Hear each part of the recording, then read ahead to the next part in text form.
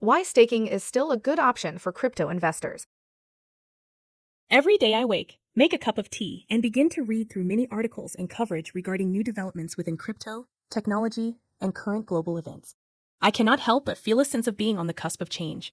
Both the good news and the bad news feels as though we are on the path to things being different from the world we all grew up in and knew prior. In preparation for whatever the future holds, I chose to try and be ready by diversifying what I invest in. For those who have seen my previous videos, I personally decided to invest in crypto, farmable land, precious metals, primarily gold and silver, stocks that earn dividends, physical assets, such as rentals, that help to earn supplemental income, and personal skills/growth. This week's video will tackle the question of what to do with tokens for those who have been staking on Kraken, how to move them, and what the SEC is doing in regard to crypto. I will also explain why staking is still a great option for those invested in crypto. Last week, I covered the topic of the lawsuit between the SEC and Kraken and how that would affect US-based crypto investors. During that event, I saw a lot of confusion rise up on social media regarding what exactly took place and if it is safe to stake crypto at all. The short answer is that the SEC did not go after staking. They are going after businesses that provide staking as a service where users' tokens are taken and the exchange stakes the tokens on behalf of the client. They consider this to be a security and wanted all securities to be registered. It can be argued that the SEC did not take the right approach to handle this matter. Kraken has been a reputable business that has provided proof of reserves and served its clients well for years. The SEC could have taken the stance to provide proper guidelines and given a few months for the exchanges to comply with the new guidelines versus their more authoritative approach to force the closure of Kraken's staking program and a $13 million fine. Gary Gensler himself said in a recent video, "Not your keys, not your crypto," as a means to explain why the SEC would go after business models using staking as a service without registering with the SEC.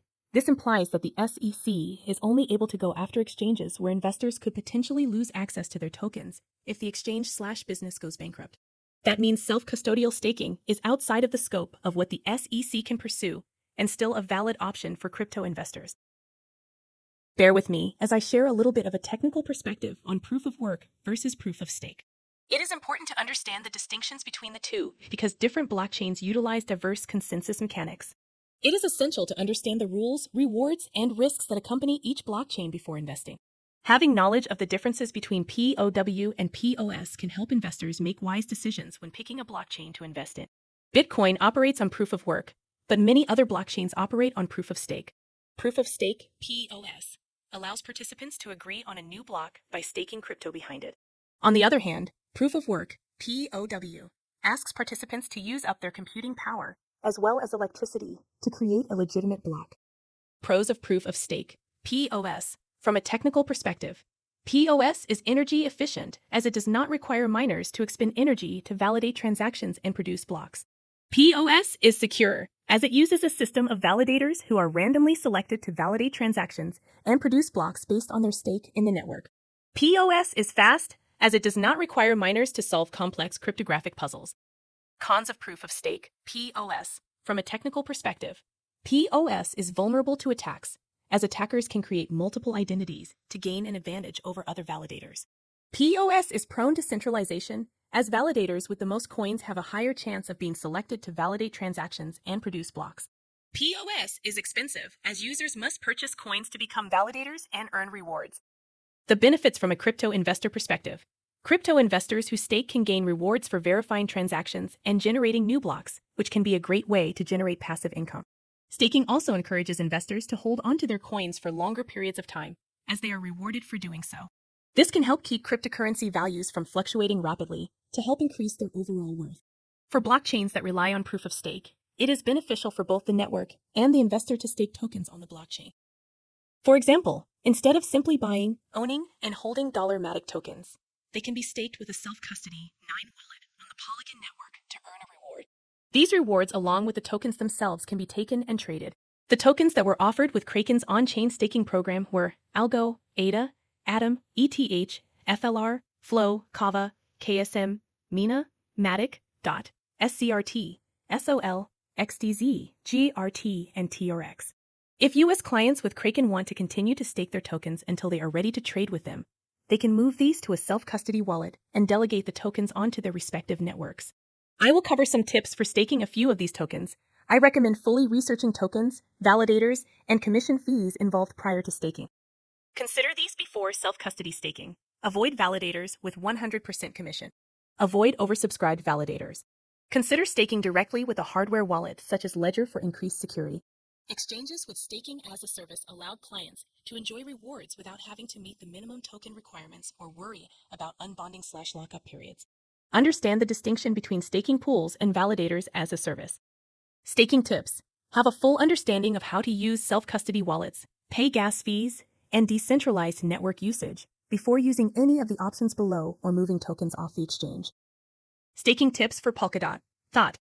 That can be staked using a self-custody wallet, such as Ledger. P2P Validators is currently offering up to 15% APR to stake DOT with their validators. There is an 80 DOT minimum to stake with P2P, and they take a 2.5% fee. DOT has a 28-day unbonding period. This means if you delegate your DOT to earn rewards, it will take a full 28 days to unbond and be able to trade the tokens. Leave at least 2 to 3 DOT unbonded to cover future transaction fees. Polkadot staking pools for smaller amounts. P2P Validators. P2P Guide for how to stake DOT. Staking tips for Ethereum. ETH. Staking ETH requires 32 ETH to receive 1 validator. You can stake ETH with Ledger via native connection or Trezor via MetaMask. Staking tips for Polygon. Matic. Staking Matic has a 1 Matic token minimum and a 21-day lockup period. Please take care and research validators prior to delegating your tokens to them. Staking Rewards has a list of validators they have vetted, such as Stakefish, Allnodes, and Lugar Nodes. List of Matic additional validators. Stakefish for Matic. Staking tips for Cardano. ADA. What I like about staking ADA Cardano is that there are no lockup periods or token minimums. Places to stake Cardano. Moonstake. P2P. We can expect to see changes over time as regulations continue to make their way through the crypto space. However, these rules and regulations primarily have effects on businesses, their operations, and ethics. The core usage of crypto has remained the same. In the beginning, before the fancy options we have now, there were simply tokens and wallets, and the methods that continue to work the best within crypto still involve those 2 key components.